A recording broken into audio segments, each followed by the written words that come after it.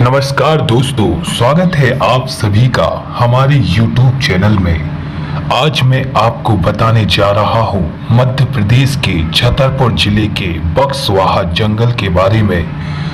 बक्सवाहा तो शुरू करते हैं दोस्तों। बक्सवाहा के जंगल में खूबी यह है कि यहाँ सागौन के अलावा पीपल, तेंदू, जामुन, महुआ, बहेड़ा, अर्जुन सहित अनेक प्रजातियों के पेड़ है। इसके साथ ही यहाँ कई प्रजातियों के जानवर व पक्षी भी हैं। यह क्षेत्र जैव विविधता से समृद्ध क्षेत्र माना जाता है। कुल मिलाकर यहाँ संस्कृति और प्रकृति का अद्भुत संगम है। क्षेत्रीय पत्रकार अशोक गुप्ता का कहना है कि सरकारों ने कभी भी सभ्यता और संस्कृति की चिंता नहीं की है।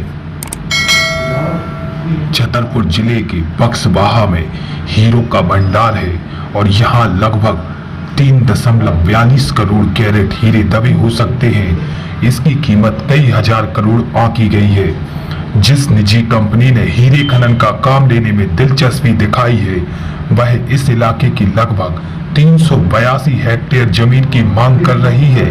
ऐसा अगर होता है तो इस इलाके के लगभग 2.25 लाख वृक्षों पर असर पड़ेगा।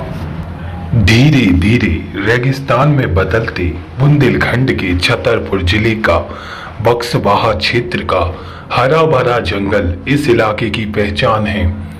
मगर इसी जंगल में संकट के बादल मंडरा रहे हैं। वास्तव में यह सिर्फ जंगल ही नहीं है, बल्कि यहाँ जीवन का बसेरा है।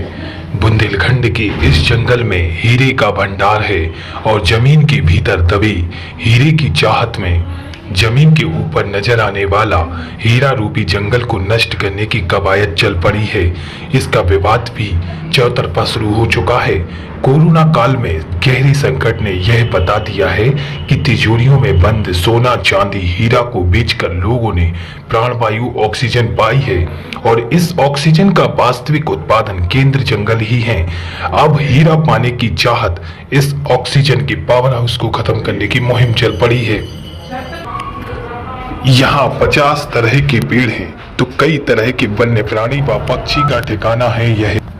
पर्यावरणविद और बुंदेलखंड के जानकार इग्नू के पूर्व डायरेक्टर डॉक्टर के.एस. तिवारी कहते हैं, बक्सवाहा के जंगल सिर्फ पेड़ों का एक स्थल नहीं है, बल्कि यहाँ जिंदगी और संस्कृति दोनों का बसेरा है। वास्तव में इस जंगल में सिर्फ पेड़ ही नहीं है, बल्कि यहाँ जिंदगी बसती है। हजारों परिवारों की आजीविका चलती है, तो दूसरी ओर जंगल पर तरह तरह के वन्य प्राणी, जीव जंतु आश्रित हैं। जंगल के उजड़ने पर इन सभी का जीवन संकट में पड़ जाएगा। जो सैकड़ों साल में तैयार की गई धरोहर कुछ ही सालों में नष्ट कर दी जाएगी। अतः जंगलों को बचाना बहुत ही आवश्यक है। वैसे भी पानी का संकट किसी से छुपा हुआ नहीं है। धन्यवाद।